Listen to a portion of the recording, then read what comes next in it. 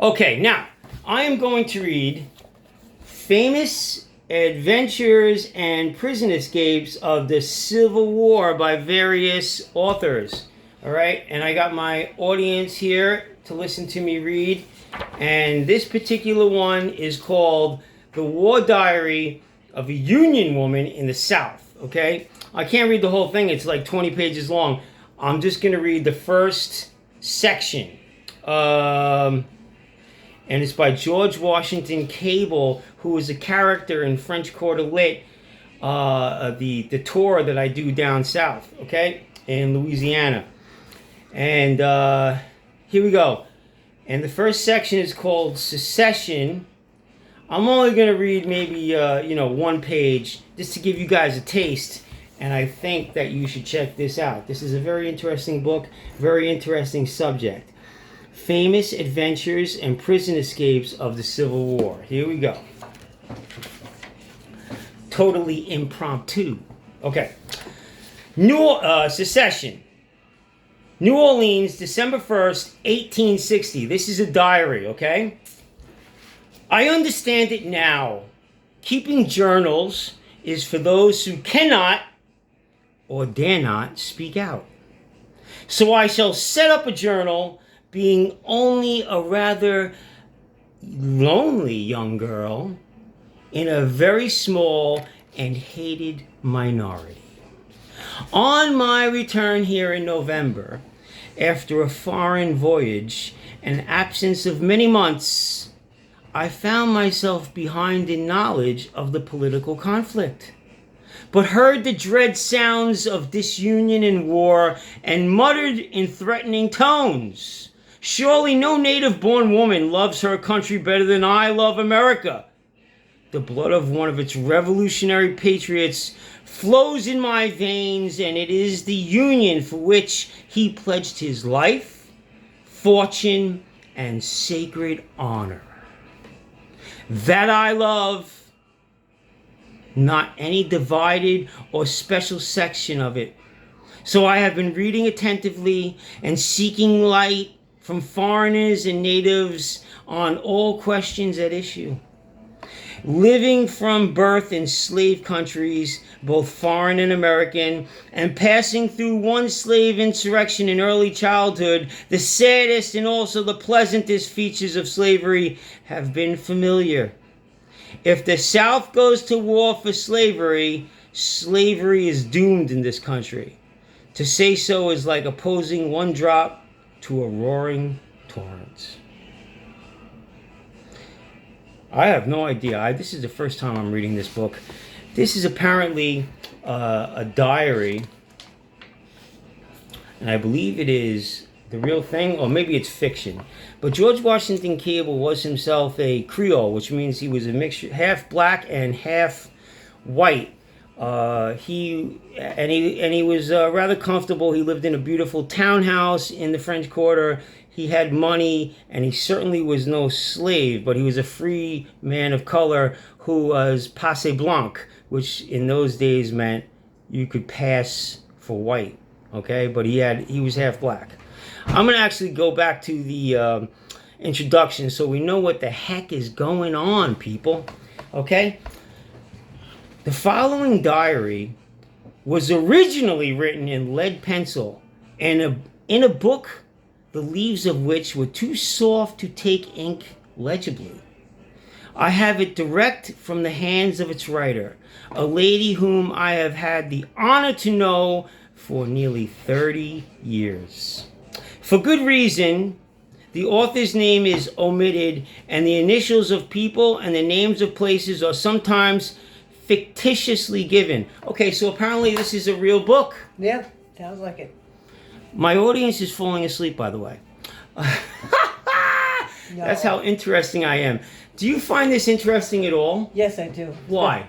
Well, it's written before the Civil War, and she's living in the South. And Louder, please. We can't hear you. She's living in the South, and she's a Union.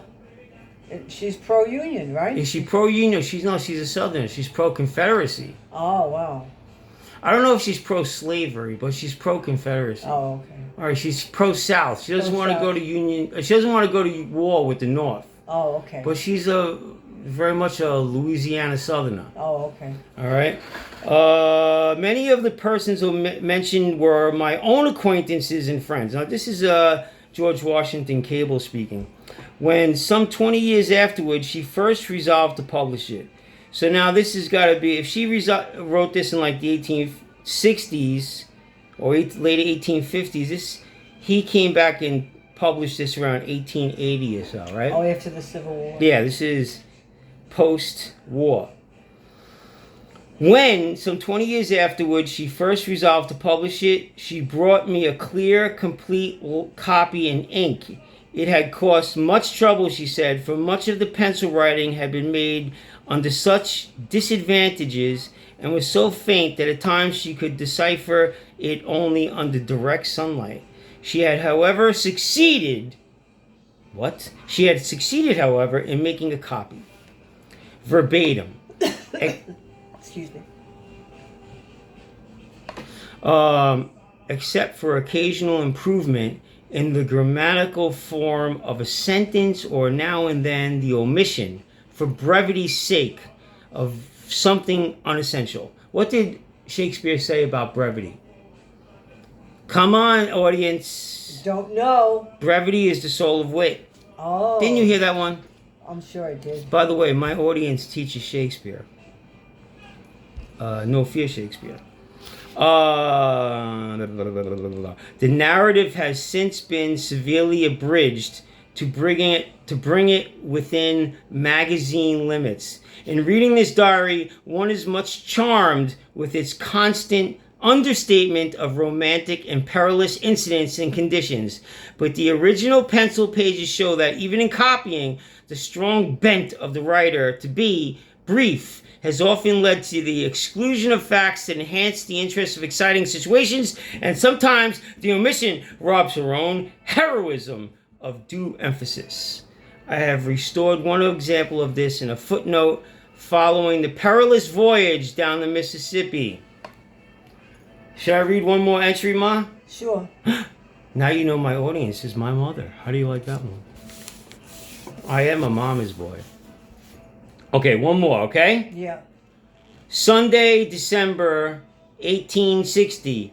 In this season for peace, I had hoped for a lull in the excitement, yet this day has been full of bitterness.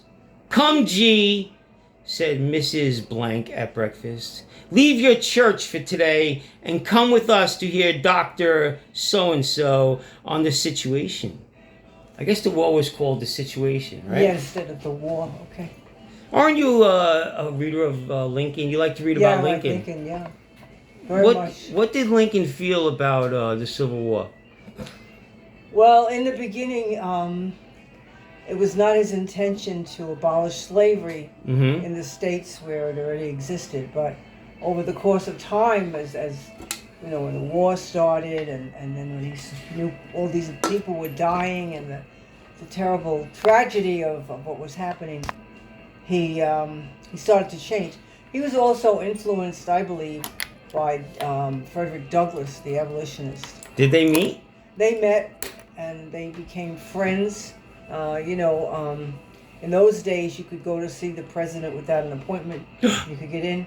Any old person? Yeah. So, but I Wow. think he was the first black man to visit, and he. This was Frederick Douglass, and when he walked in, he told Lincoln. He started to tell Lincoln who he was and whatever, and Lincoln said, "You don't have to tell me who you are. I know who you are." And he called him, at one time he called him probably the most honest man in America. Well, Lincoln called Frederick Douglass. Douglass. Okay. And All right, hold on. I'll tell you about Frederick Douglass, too. Unless you can't talk unless I turn this darn thing up. No. Oh, come on, get to the point, my mom. So that's what I'm saying. It was... What did Lincoln think of the Civil War? Well, he didn't want the Civil War, but I think it went... What did he call the Civil War? Was there a euphemism? Like here they call it, the euphemism is called, the Civil War is called the situation. I don't know. So, the pre-Civil War. So what was Lincoln's thoughts leading up to the Civil War? I think as time went on, Lincoln realized that there had to be an amendment to free the slaves. That's the way he felt. Eventually, he started to. So the war had started, and then he started to feel like he should. Okay, yeah, let's but then see. he issued the Emancipation Proclamation, which gave Frederick Douglass hope. What year? 1862. Okay, let me continue. January 1st, 1863. Okay, thank you. Let me continue, please. Otherwise, I'm going to turn the camera on you. No. She doesn't want to be filmed. Okay. He will convince you. It is good to be convinced, I said. I will go. The church was crowded to suffocation with the sight of New Orleans. The preacher's text was, "Shall we have fellowship with the stool of iniquity, which frameth mischief as a law?" The sermon was over at last, and followed a prayer. "Forever blessed be the fathers of the Episcopal Church for giving us a fixed liturgy." Okay, now in a brief way, can you tell us what a liturgy is?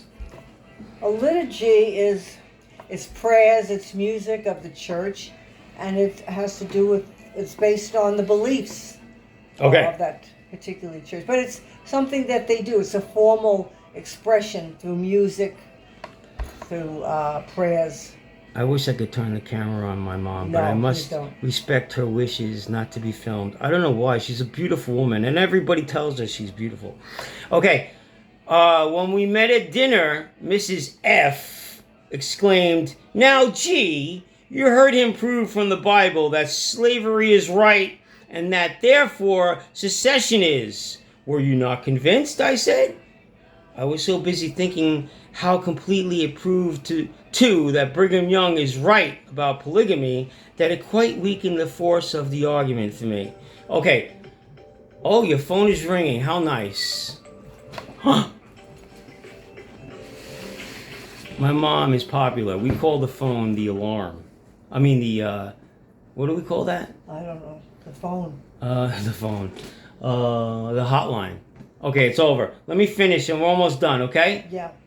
Can you give me your attention, please?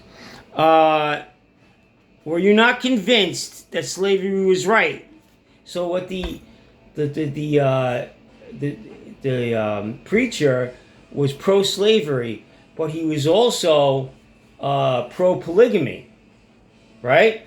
So what the writer of the diary is saying is that how can I follow a guy who's both pro-slavery and pro-polygamy, right? Right. Do you believe in polygamy? No, I don't. Why not? Why? No, I don't believe in it. You know, one person is enough to dedicate. Speak louder. One person is enough to dedicate your life to. You know, that's ridiculous. 2 wives. What about Brigham Young? He thought polygamy was right. Well, that's what he thought. I personally don't believe it. What do you think of Brigham Young? I don't really know too much about him. Wasn't he from Utah or something like that? I don't know if he founded the Mormons. I don't know. I think there's a Brigham Young University, isn't there? Yeah. This raised a laugh and covered my retreat. Okay, students, the few students that I have out there in Wonderland, just remember, slavery is wrong. Yes. Okay? Even though slavery still exists today, especially in Libya, old Libya, they are actually having slave markets. But my audience and I disagree about polygamy. I believe that a man should be able to have 6, 7, 8, 9 wives, as many as he wants, as many as he can afford and take care of. I personally have no wives. I am no longer interested in romance. Folks, I shall see you later, and I highly recommend this interesting book, Famous Adventures and Prison Escapes of the Civil War. Let's all say a prayer by clapping goodbye. Audience, bye-bye. Bye.